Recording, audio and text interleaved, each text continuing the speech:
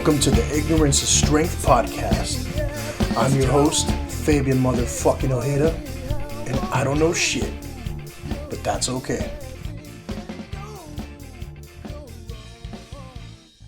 All right, let's get this shit started. Thank you, everybody, for listening to the Ignorance is Strength podcast. Hope you all enjoyed episode number 97 with Miss Debbie Thick. We talked to OnlyFans models before, but that was a different type of model, right? We talked a little bit about the bigger women, all right? And it's always interesting to find out about new topics like that. So definitely, if that's your style, go show her some love. You might get a free date out of it. You never know. All right, well, we're back with a brand new guest, and someone actually I'm looking forward to catching up with, Mr. Andy Garland. How you doing today? What's up, AB? I'm doing good, man. Yeah, hey, Andy, where are you joining us from? Are you still in California or no? I am. I'm in Highland Park. I'm about 20 miles or so northwest of El Monte. Oh yeah, I know where that is for sure. And so you actually, I was glad to hear you reached out. And you reached out after you heard the Yankee Azteca episode with Steve, and and I'm glad you did, because it just shows that like what I was saying before we press record, that at least people from the El Monte area will appreciate this podcast. Because that was kind of like the. At the very least, if nobody else is listening, we got, people listening, and it brings back nostalgia and everything, man. So for sure, that's appreciated for sure. Yep. Now, for those of you that were listening, to Steve before, so this past episode, and then the one from over like a year ago, right? You'll realize this part of the band Sistine, and so 2/3 of he was 1/3 of Sistine. The other third of Sistine, one of the other thirds of Sistine is Andy, right? So yes, sir. Were who formed the band first? Was it you two, or was Jose originally part of the band, or was it just the three of you?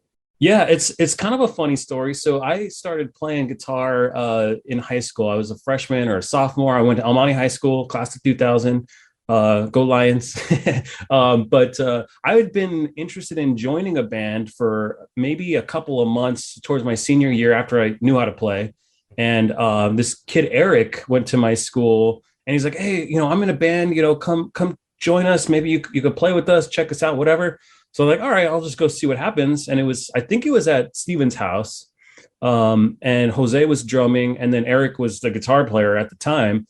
Mm-hmm. And I just kind of jumped in, and Steve and I just clicked really quickly. I mean, we hit it off real fast. Musically, there was a lot of chemistry, and I think the first song that we played was "All the Small Things" from Blink-182. And there's this. It's funny because Steven had just started learning to play bass, because he was a couple years younger than me. He was a sophomore, I want to say, when I was a junior or a senior. Okay, because he was class of 2002, I want to say. Yeah. But yeah, no, that's kind of how we got started. And then very quickly after that, Eric was kind of, I don't know if he was kicked out of the band, but he stopped showing up, and it was just me and Steve and Jose for a long time. Mm-hmm. Yeah. And, back in those days, man, I think even you don't see it as much these days, maybe because we're old men and we're out of the loop now, but you don't see that type of enthusiasm for music anymore from kids, I don't think, and if there is that enthusiasm, it's not for like an organic style of music, like rock music, right? You don't see kids carrying around the guitars anymore. Yeah. If they're carrying around any instrument of any sort, it's a laptop, right? Which again, I'm not gonna, if that's your thing, that's your thing, as long as the music keeps going. But sure, there were a lot of backyard gigs back in the day. Oh yeah, right. And you all were always playing them, man. I remember even before I jumped in and started playing with which is funny, because this is how they were known. Alfred and Robert were known as like the only white kids in school. Yeah. Before I started playing with them, I would still, go to the little backyard gigs and everything. Yep. And you guys were always active, man. How was that, like that little scene back then? And would you agree with that it's not really there anymore? My mom still lives in El Monte. I spent more than half of my life, or about half of my life, in El Monte. I grew up there from the time I was 3 or so years old. I lived there until I was, I want to say 21, 22. So I spent a lot of time there for sure. I'm half Mexican and half a bunch of other white stuff.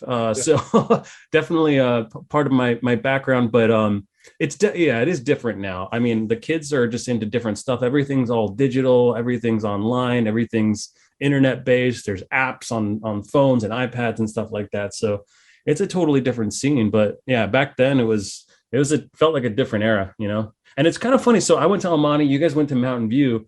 Really, like, there's really no good reason for me to and Steve to have been in a band together, because like you guys were on that side of the fence and I was on this side, and I was just happened to be looking for a band. And frankly, I don't know why Steve let me stick around that band for so long. He was so good and so committed to the music. I was just lucky to be along for the ride with that guy. You know what I mean? So I was happy to be there. Yeah, and you know, around, I want to say it was shit. I think probably I think I was still in school at the time when you guys did your demo, right?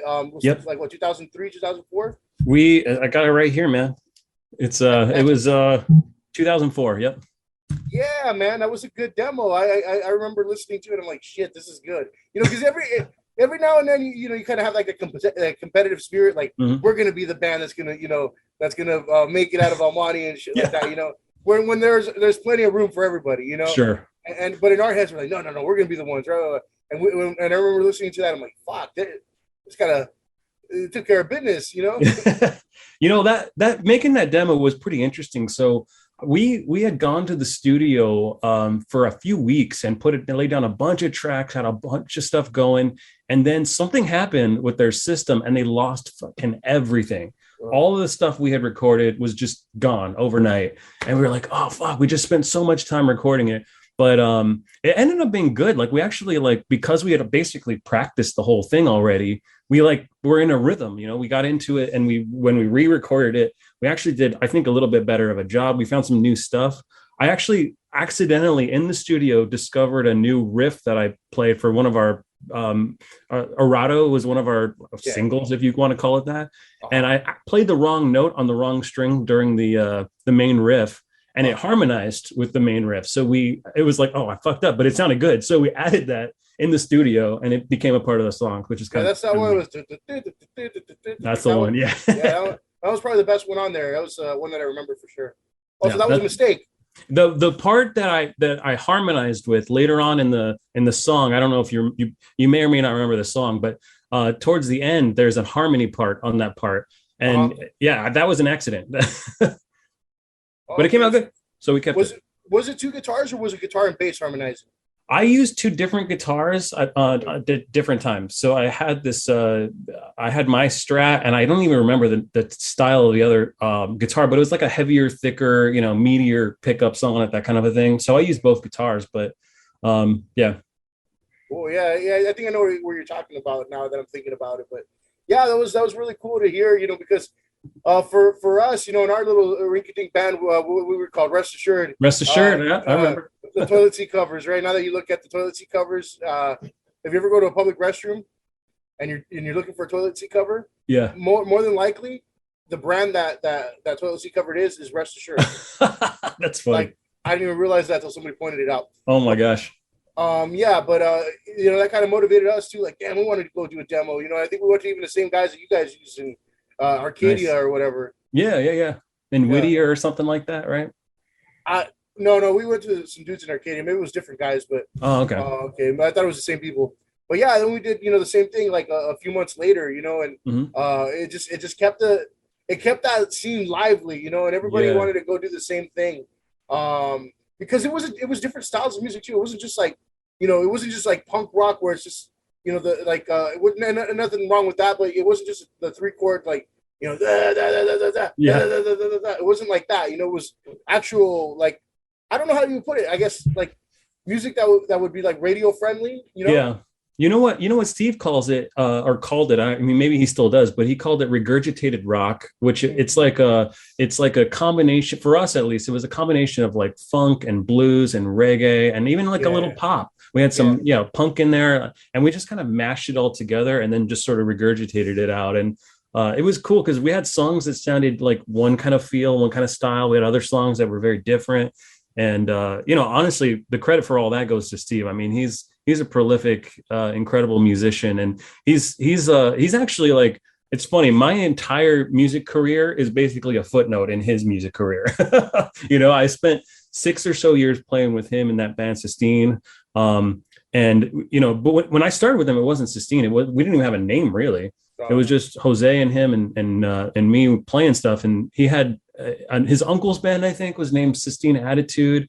I think you guys talked about it in his podcast. Yeah. Yeah. And so we use that name. And honestly, I didn't love the name. I was like, what people don't know what that means. Like, are they going to think of the Sistine Chapel or what? But we went with it and it stuck and people dug it. So I was like, all right, cool. I'm on board now. Yeah, at least it wasn't like another, I remember there was like another band in the area called like something Testicles or something like that. So you're good, man. You're good. There was some crazy names. We had one in El Monte called Out of Reach. That was pretty good. They were a good band. But no, that scene was fun, man. There was a lot of people that were into it. Like 90s and early 2000s was a good time to be playing live music. It was a lot of fun. I think the ones that really have still stuck around is like Gamblers Mark. They're still playing everywhere. Right? That's cool. I think I still see their names pop up everywhere. Nice. So that's good, man. I'm glad to see some talent out of the damn city. Yeah, right. I know there's a lot of talented people, but it's good to see some of them still out there doing their thing. Succeed. Yeah. Now, you had different tastes in music, right? All of you had different tastes in music, because I noticed, like you said, yeah, there was some that was kind of more pop punk, some that's more kind of like reggae. Like even on your demo it showed, you guys had like that one reggae song, you had like the more Blink-182 sounding songs. You had a little more like like that Errato song. It sounds more like kind of like, how would I even put it? I don't know, like maybe Offspring. Okay, maybe I'll go with that. Yeah, that sounds good. Yeah, no, we were pretty eclectic and we all had a little bit different tastes. Jose, he liked the more traditional punk stuff. It was kind of funny. Like whenever we would start a song, he would just, I guess maybe a lot of drummers do this. Maybe you know this more than I do, but like he would just start going faster and faster and faster during the song. We're like, dude, you're going too fast. Slow down. Yeah, you can't do that. Yeah. But yeah, no, we all had slightly different tastes. And I think that helped, especially when we started writing stuff. Like it made things more interesting. I can barely say that I wrote stuff. I mean, I maybe added a riff here and there. I think I did the chorus for Errato, but Steve was really the brains behind the whole organization. He wrote the vast majority of these songs. Every now and then I might have a little idea that he thought, okay, that's pretty cool, we could use it.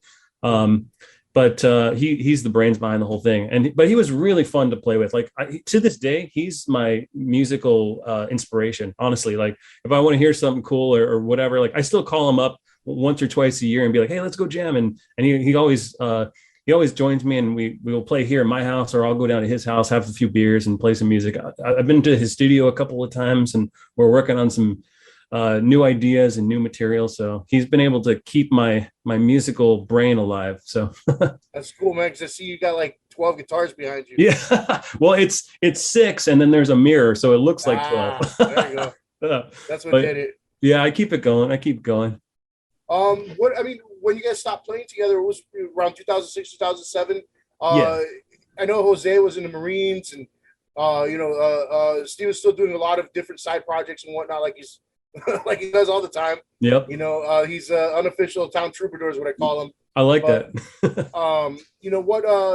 Did you just kind of stop playing music and like try to get into the real world and start making money, and or what happened there? Yeah, something like that. So I mean, it was around 2006, and I honestly to this day I still kind of regret leaving the band, because it's still a part of who I am, playing music, and I wish I could go out there more often than I do, but it's just hard. So I got married in 2006.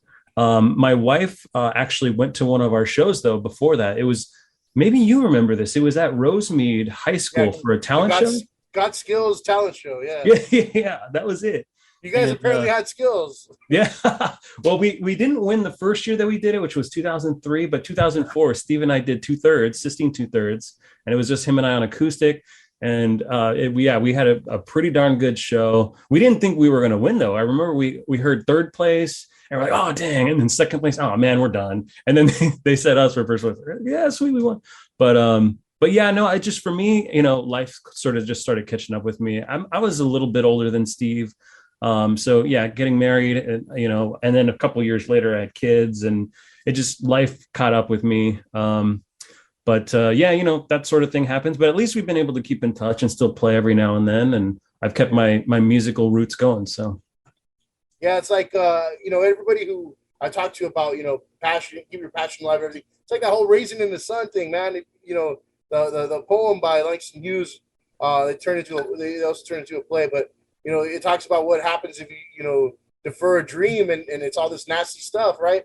That's how I feel sometimes. I'm like, yeah, man, I wish at some point I would have just won the fucking lotto or something enough to sustain me, not to be rich. Listen, Right. just to pay for living and Sure. then I could just play music and figure shit out. Right. Be creative because I think a lot of people, you have that creative spark in you. You have a passion for it, Yeah. but you're like, fuck, I need to make money. Yeah, that's it. That's it, man.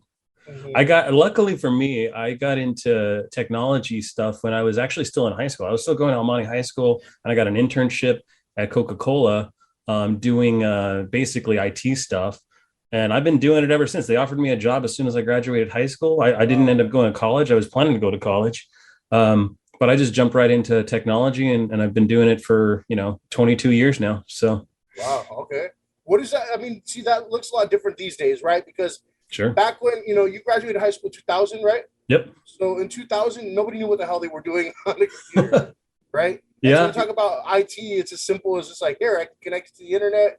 And that, for some people that was good enough, right? Mhm. Now, you have to be a lot more skilled than that. And I'm sure you're learning with the times, right? But what did it consist of back then? Because I can only imagine, how much technology has changed over those 20 years.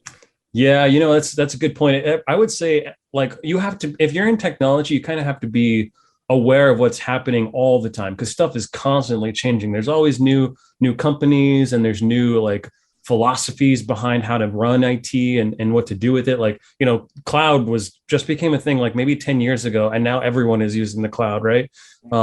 For example, but like things like the internet totally changed the way big companies operate. And even something as simple as like email, which didn't exist, about really didn't exist significantly more than about 25 years ago. But it changed everything. Like it's how everyone does business now, right? So yeah, I mean, things just change so rapidly. It's definitely different now than it was when I started. Um, but you just got to keep ahead of it and stay and keep your eyes on what's going on in the world and stay ahead of stuff. I keep getting new certifications and stuff like that just to make sure I'm on top of stuff. Yeah, I notice these days I've worked in a lot of schools, and particularly for high schools, they want students to learn STEM. Mm. That's the big the big buzzword all the time is STEM, STEM, STEM. It's like Yep. um, but some kids just don't pick up on it, right? That's just not their thing, right? Right. So I mean, what kind of person do you think it takes to really succeed in something like technology? Oh, wow, that's a good question. So, I mean, I would say for me personally, I have a little bit of like a logical side of my brain and a little bit of a creative side of my brain. I don't know if those are the right sides, but anyway, yeah, I think for me personally, at least, it's just fascination and curiosity. Um, I think, I was in like, I was one of the smart kids growing up, whatever, not, but like being like sort of logically minded, good at math, that's sort of thing that definitely helps. But it's not necessary. Anyone really could learn technology because it's changing constantly and because there's always something new. Pretty much anyone can get in, and there's all kinds of different aspects of technology, whether it's like programming, like learning to code and making games or making software or whatever, or it's plugging in cables and like unplugging stuff and like understanding networking and stuff like that. So the nice thing about technology is that every single industry on the planet relies on it in some way, shape, or form, whether it's education, whether it's finance, whether it's media and entertainment, which is the space that I play in. Everyone needs technology, and so there's all kinds of different stuff to do with it. So I would say anyone, honestly, there's not really a defining characteristic in my mind that says this makes a good technology person. All right.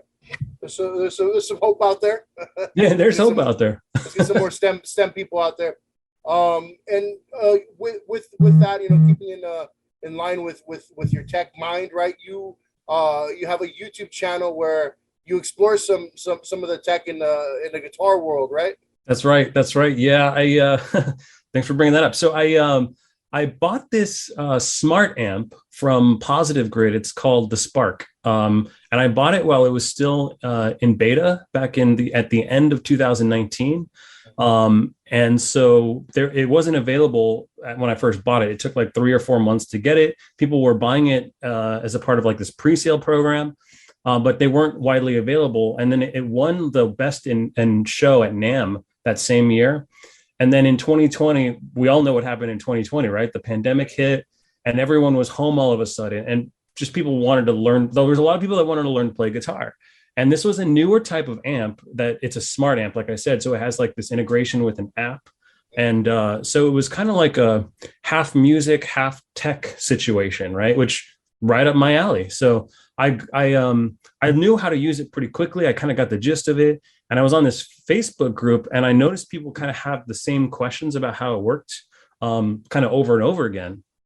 And I just hit a few of them up saying, hey, I can show you how this thing works, or if you need some tips or tricks or whatever. And one time I called this one guy and we did a video chat over Facebook. And I showed him how to do this thing he was trying to figure out. I don't remember what it was, but he's like, hey, you should do some like tutorials or some videos or something. I was like, hey, that's not too bad of an idea. So I made a video and I posted a link to it on Facebook. And I had like 10 people say, oh, thanks for doing the video. That was super helpful.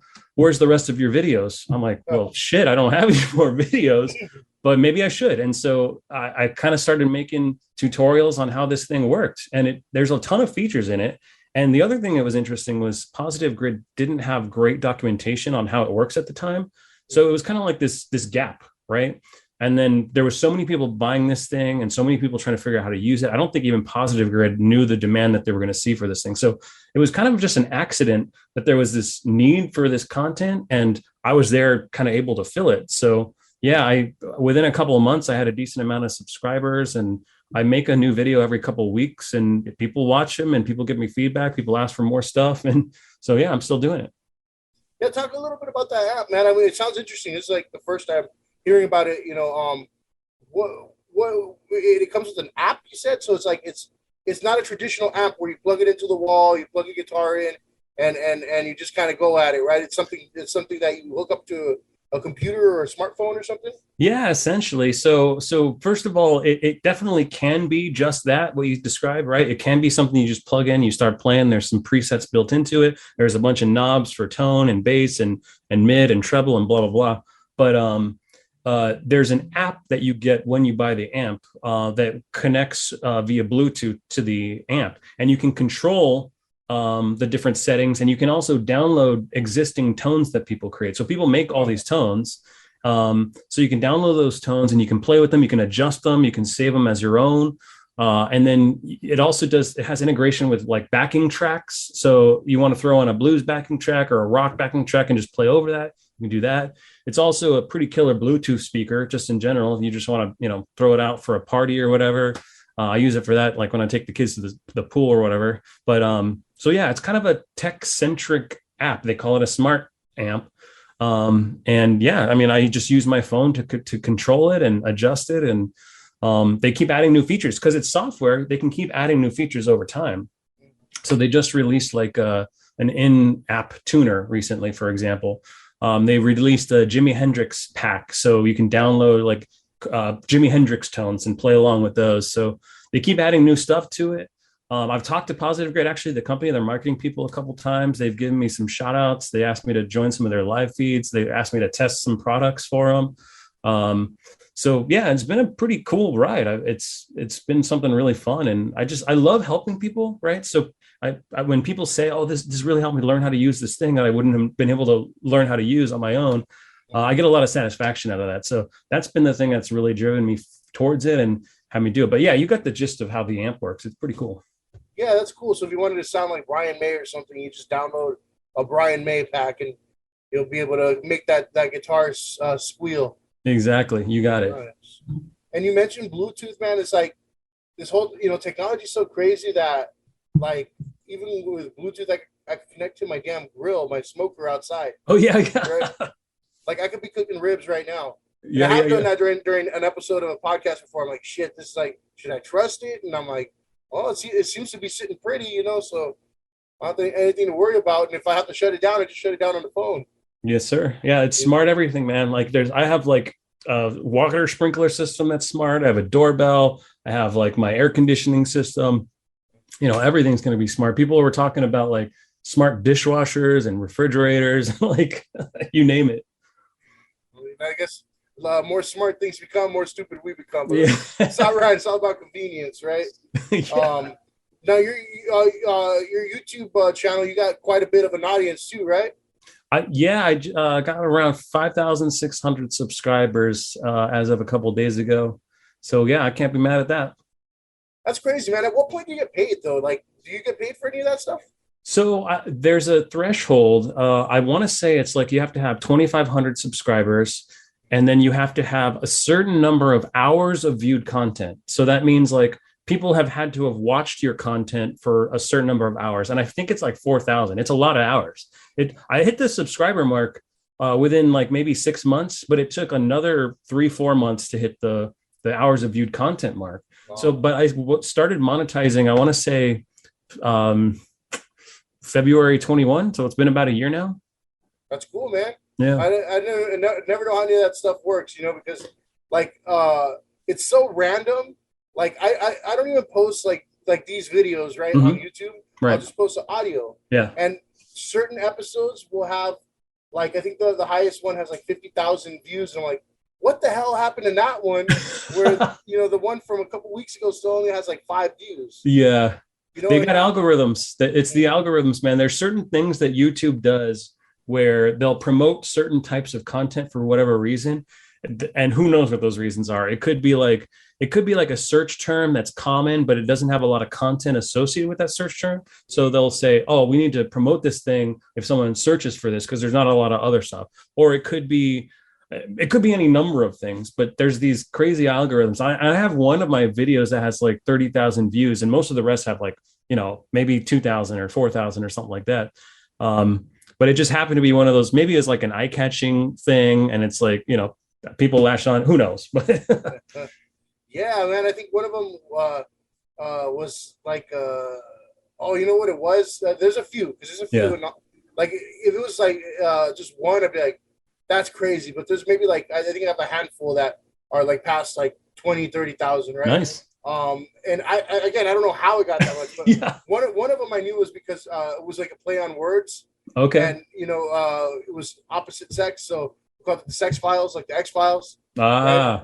And I'm like, okay, I expected that one, right? To get all the Indonesian perverts and stuff like that, wanting to see some Bob and Vagine. Right. But then there was another one that was kind of like super clean, right? Like super wholesome. But it was like what was it? Like It Takes a Village or something like that. To write something nice. Yeah. And I'm like, how did that one get like 50,000 views? Yeah. But you never know, man. For sure. I don't know if I'm gonna get monetized anytime soon with the kind of bullshit I talk about, but well, you know what? See. It's not gonna make me retire anytime soon. I probably make about somewhere between $5 to $10 a month right now at this point on it. But it's more than I ever thought I would be making for something like that. I just did for fun, that wanted to help people. So again, I'm not mad about that. But it's funny. I never meant to be like a YouTuber or whatever, right? It just kind of happened that there was this thing that I was pretty good at, and there was people that wanted to consume it. So, I mean, I'll see how it goes. There's an audience for everything, man. I'm thinking maybe I should start doing some cooking videos or something like that. If I get the right lighting, maybe we'll see. Right. But yeah, that's pretty cool. And what else have you been up to, man? Other than tech and being a semi YouTube star. All right, semi YouTube star. I like that. So let's see. I like I said earlier, I got married in 2006. So I've been married for almost 16 years now. It'll be in March. Be 16 years. My wife Marnie is awesome. She's Filipino. She grew up here in Eagle Rock. Highland Park is right next to Eagle Rock. We live pretty close to her parents. I got 3 incredible kids. My oldest is 11, Liliana. My son is 9. He's Emilio, and then Naomi is my youngest, who's 7. All like really bright, really great kids. My Lily plays ukulele. Actually, she picked it up. It was a ukulele I bought for my wife a long time ago. But Lily one day decided, I want to play this thing. And I shit you not, within like a month she's playing songs like nobody's business. Like I was like, all right, that's a chip off the old block. I love There this. you go. Yeah, it's so fun to see, see the kids get into music. She plays piano too, which is pretty awesome. So yeah, wife and kids, work keeping me busy. I used to work for, it's just funny, you talked to Dale a couple of weeks ago, who's an actor, right? Yeah. And you guys talked about having agents. I used to work for CAA, Creative Artists Agency. Okay. It's a talent agency. It's pretty much the number one talent agency in the world. They have like all the big, actors and writers and producers. And I spent 10 years there. So that was a lot of fun. I got to do a lot of cool stuff while I was there, meet a lot of cool people. Probably my favorite thing that I did there was I got invited to this living room series, they called it. It was a concert at one of the agents' houses that only like clients got invited to and people who worked there. And it was The Roots and John Legend. And it was like, he was like literally like 20 feet away from me playing in this dude's living room. And there was like an open bar out back. And it was like, valet service. And it was just the most incredible thing. And you're standing next to celebrities, just, hanging out, drinking and having fun. And it was an incredible experience. But, so yeah, I mean, I've been able to do some cool stuff, through work. So it's interesting sometimes, like, I used to do a lot of that bodyguard security work or whatever. Mm-hmm. And so you'd see celebrities and at some point it just didn't even trip me out anymore. I'm just like, eh. You know what I'm saying? Like, yeah. But it's funny to always like have those expectations of some of them, and then you're like, oh, like, yeah. You're like, yeah. Oh, okay, never mind, But that's always fun though. You can always tell a story with that, and people always get a kick out of it. Yeah.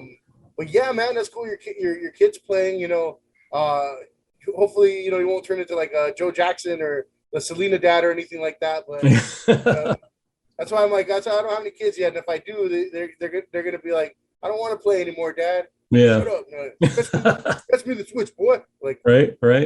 What about you? What have you been up to? Are you working right now? Yeah, well, I've always worked in after school programs, stuff like that, and so I'm still with a nonprofit. I'm what do you call it? A learning and development facilitator, so like a trainer for the agency. Nice. And that's always something I enjoyed, and I wanted to stay in long term. Yeah. Now that we kind of in the field do kind of sort of have the money to make it a career, mm-hmm. Instead of just being like underpaid and underappreciated. Yeah. It's kind of cool because you get to stay a little bit longer than you normally would. Back then it was like a job where you do it right out of high school, and maybe for a few years more than that. But even the full-time people weren't making a living wage, man. Sure. But now that there's like and it's a good agency, so they know how to handle money. They know how to seek other donors too, so that it's not just based on state and federal funds. Yeah. And so I'm grateful because it's something I enjoy doing. I'm not gonna leave anytime soon, and cool. There's a lot of room for upward mobility. So that's somewhere I'm glad to be for the long term. But as far as creatively, man, I wish I would still be making music, because I was telling Steve like on one of the podcasts, like mm-hmm. with the pandemic, I just started cranking shit out, like and I didn't finish them, but I had like 12 like little intros or riffs where it's like, damn, that would be a good song. Yeah. Like it would just take that extra little nudge to finish it, and you have it in you, and sometimes you just need the right moment mm-hmm. and the right the right space to kind of finish it, right? Sure. Maybe I should collaborate with somebody and they'll help me kind of figure out the last little bit of it. Well, what'd you write? Like some like riffs or some drum parts, or what you write? What are you writing? Well, this is kind of weird. I always start off with the bass line. Okay. Right? Okay. Almost any song I've ever started writing, and I didn't write too many songs, but okay. Any song I ever started writing, it starts off with a bass line. Makes sense. And then from there, I'll add, like a couple of guitars, right? One of them will just kind of be like, like the accents, like, just the open chords, right? Just to kind of give it some, give it fill some it out volume, a little. Yeah. Right on. and then the other parts would be like little leads, right? Okay. And then I can always throw a drum beat in at the end. That's the way I look at it. Okay. You know, and vocals. I like singing a lot more these days now, but I'm the worst at writing lyrics. And so that's where I always get stuck. Yeah. Right. So I can. That's what I do. I'll start off with a really cool intro. It might lead to a cool little chorus or whatever, but sure. or a verse, and I won't know how to transition because I'm right. I haven't written any lyrics to it. But yeah, I mean, I think that's the part that would connect the right songs. On. Yeah, but I mean, I have everything I need. I got a little electronic drum set. And now that everything's digital, it's so much easier to. I have a little digital recorder that I could just. I like doing it on the little digital recorder. I don't know why, but then I just transfer it over to like something simple like Audacity. But yeah, it's been a while. Yeah, that's cool. I've been getting into a little bit of editing and home recording over the years.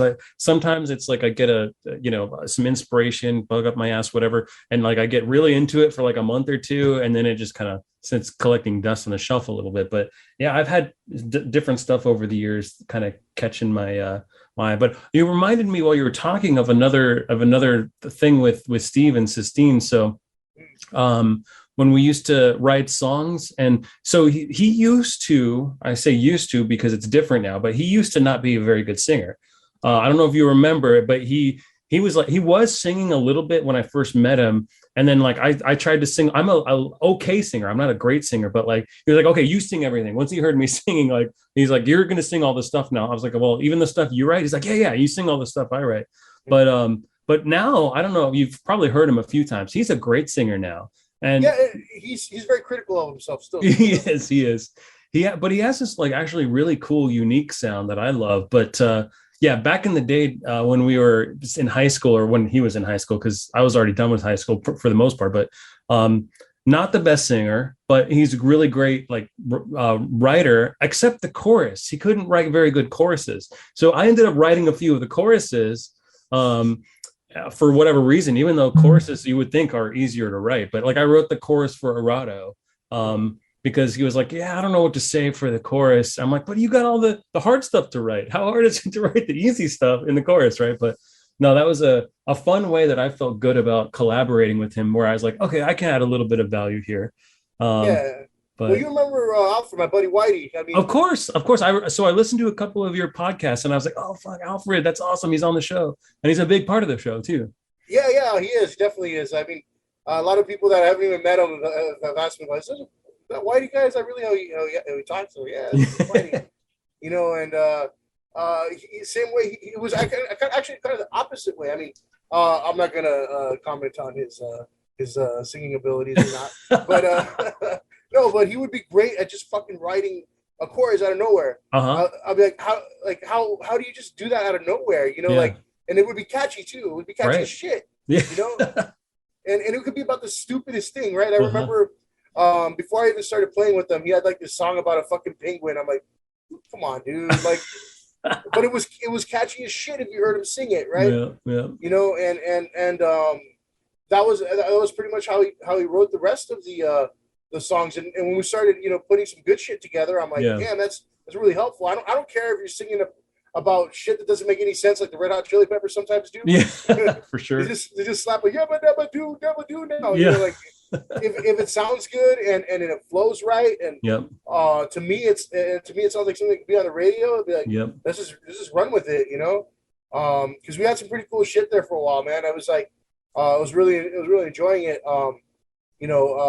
And the funny thing is, I didn't even know how to play drums I didn't really know how to play drums when I joined the band. I was just looking for an opportunity to play drums because I didn't even have a drum set. Okay. It was like I think I just taught myself on playing how to play drums on like tapping on tables and shit like that with spoons and things like that. But I really didn't have a drum set, so any opportunity I got to jam with them, I'm like, okay, cool. I'm gonna teach myself a little bit and just like.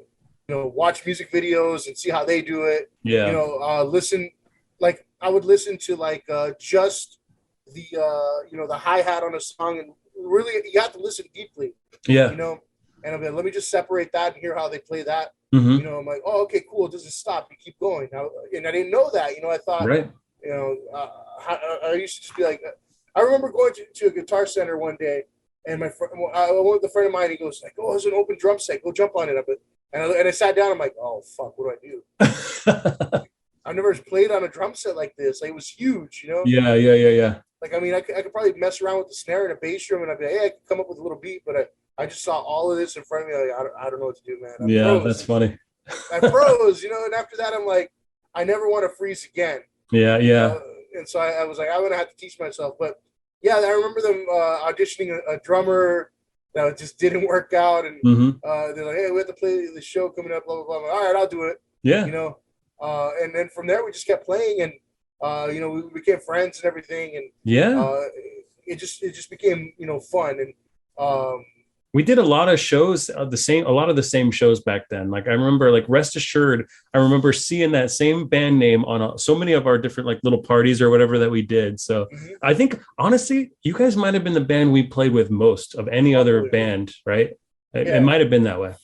Yeah, because you mentioned some of those other bands that were out in, like, that whole backyard scene for a while, like Out of Reach and whatnot. Yeah. But then after they were kind of out of the scene, we were kind of there. You know, and we were class of 2004. Right.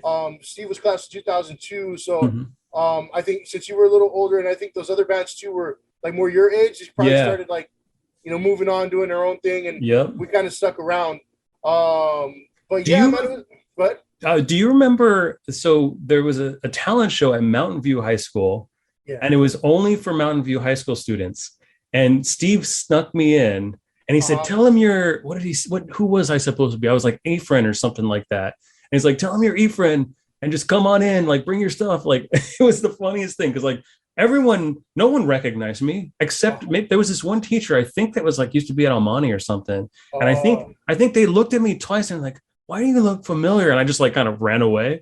But I remember doing the show. I'm like, I'm going to get busted any second. I'm here. Like, I'm the front man. I'm singing. Like, no one is going to, like, look at me and say, oh, that kid doesn't go here. Like, how did that not happen? But we did our set and it worked out. I think we did a Weezer song, and we did, like, Basket Case or something like that. But I don't know how I pulled that off. It reminds me of Steve's story when he snuck into try out for the cruise line. Right, he just showed up, and, like, he's like, he didn't get called in, he just went. That's cool. You got to do it that way sometimes, man. Those are the stories that you get to tell later on. And yeah, for sure. Because that I think that's a pretty cool story to tell. You didn't go to fucking school, man. I mean, I was like 19 already. I'd already graduated Almani. I think I want to say that was 2001 or 2002. You guys must have played that same show, though, or a talent show, right? If it was 2001, no, because I wasn't playing with them yet. But okay, I think because I did the talent show 0304. Maybe it was 0304. I don't remember exactly when it was, but anyway, I didn't belong there. Yeah, but do you remember playing with any like noteworthy bands back then, like that had like a name? Honestly, I don't, man. I don't. Like, the only ones I remember playing with was, like, your guys' bands and maybe one or two others that we just kept playing with just because we were having fun in the backyard or whatever. I don't really remember playing with any significant band. I actually remember being a fan of Out of Reach. And, like, at one point their singer was leaving the band, and they had an open tryout, and I went, even though, like, I wasn't the best singer. I was like, I could try, and I was like, I could be in two bands or whatever. And I don't think I did well, but the main singer ended up coming back anyway, so it's all good. I didn't feel too bad. Why do you want me to tell a story? Yeah. He goes like, tell me about the time that we were talking about. Rest Assured, had Paramore open for us, apparently. Oh shit. That's sick. I think we were trying to get you guys to play. I'm not sure, but it was at this cafe in the Sousa. Okay. Right? And I remember it was in those MySpace days. And it seemed like every week they had Paramore playing. Paramore wasn't even a name, like a big name band at the time, right? But they were up and coming. You could tell. Yeah. But it's funny because we always tell the story about like Paramore opened for us or whatever. It's like they didn't really open for us. This is the way it worked. Like, we showed up. Paramore had a huge crowd, Yeah. right? And we were supposed to open, but they apparently had like another gig, maybe where they were actually getting paid afterwards. So we Mm. switched slots, right? And so they played first, right? Um, and then they left to go play a better show. That's And then funny. so we technically closed, right? But they took the whole damn crowd with them. We had like 5 people left in the Oh, that's crowd. funny. But that's forever our Paramore open for us Hell story. yeah. It's like because the next week they were on K Rock, Right, right, right. and that's so crazy that was so close and in such a quick amount of time too, where it's like, Yeah. Yeah. huh, like you were kind of like right there on the heels of like something big. Yeah. You could even feel it. I remember just like thinking like, damn, this band's like pro, man. You could see it in the way they carry themselves. Yeah. Yeah. Yeah, for me, I think probably my favorite like experience, and I guess this is good. It's kind of bittersweet, but my favorite experience was when we played at the Whiskey, because I mean the sound guys there, they're fucking incredible, right? I mean we were pretty good sounding, I thought, for the most part, but like I felt like they made us next level sounding, Oh right? And yeah. we all got a good crowd there. Like I think we had like 30, 40 people show up. You guys brought a bunch of people. So we kind of almost packed the house. And then to put on a good show like that, for me, the reason I say it's bittersweet is because it was pretty much my last show with Sistine. I don't remember if I knew I was not going to be playing with them before, or if that's something that happened afterwards. But I like kind of feeling like I went out on top a little bit, even though I still missed playing with Steve, and I wish we could have kept things going, even though we still are. We've actually kind of talked about doing a new band that would be a little different, but we're at least creating stuff still together and playing together. But that was probably my favorite Sistine experience. It wasn't Jose, like Jose was long gone by then. I think it was Joe, actually, who he was our drummer. And then all the Palmer brothers came. Yeah, that's right. And they took over. Those guys are very talented too. Hell yeah, man! I was like, that's a whole family of musicians. Like, Yeah. holy shit! Like, Yeah. they were like born with guitars in their hands. Shit. Yeah, that's what it seemed like. I remember when I first picked up a guitar, I was probably 14 or 15. And I was like, oh, it would be cool if my brother picked up the bass or something like that. And I could never convince him to do it, but I thought that would have been pretty cool to play with family. Mm-hmm. Yeah, and then they're just like, I think they're like talented artists and everything too. I'm Yeah. like who the like where did you guys like pick up all this talent, man? Yeah. And I mean, over the years playing with Sistine, it kind of wore on me a little bit because we were mostly playing, especially the last couple of years, at Jose's house in Pomona. So driving from whether I think I lived in Glendale and El Monte most of that time. El Monte first, and then I moved to Sierra Madre and then Glendale. But anyway, just driving that far for practice twice a week. And Steve was always down. Like he was like twice a week, there on time, already set up. Like he was a professional, right? Like, and me, I was like, we're having fun. Let's like be, chill about it. Yeah. And so I know that frustrated him a lot. And I remember now we're getting into like a behind the music situation, but he was always more serious about it in a good way. Like he was passionate. He wanted to get better. He wanted to write new stuff. He wanted to get us out there. And I think I always let him down a little bit on that regard. And I kind of felt bad about it, but at the same time, I was drifting from it.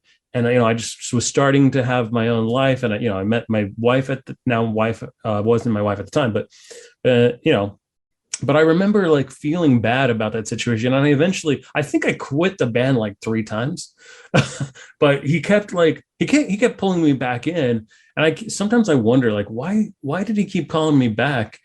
He was way better than I ever was and way more committed.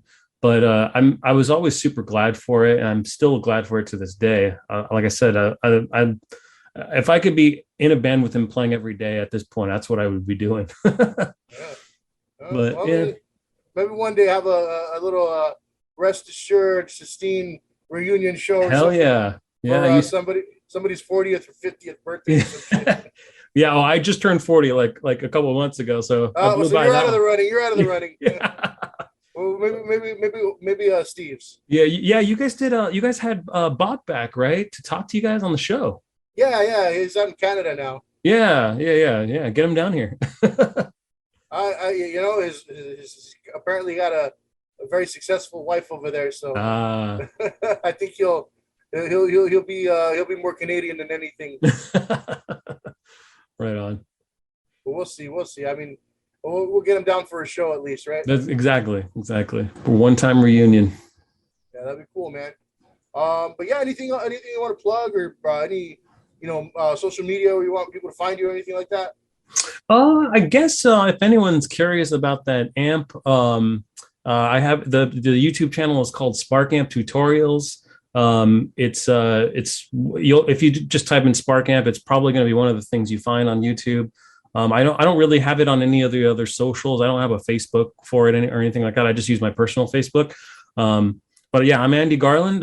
I'm going to try to be doing something here with Steve pretty soon. So maybe he'll or I will promote that. Maybe we'll come back together at some point and talk more about that. But yeah, that's about it for now.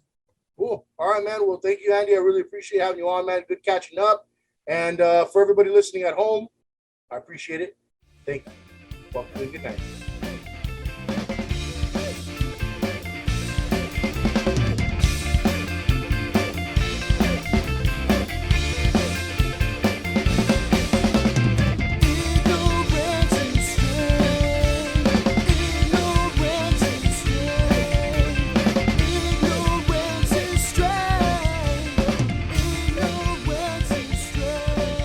Subscribe to the Ignorance is Strength podcast on Spotify, Apple Podcasts, and Google Podcasts. Like, follow, and share on Facebook and Instagram at Ignorance is Strength Podcast and on Twitter at The Ignorance Pod.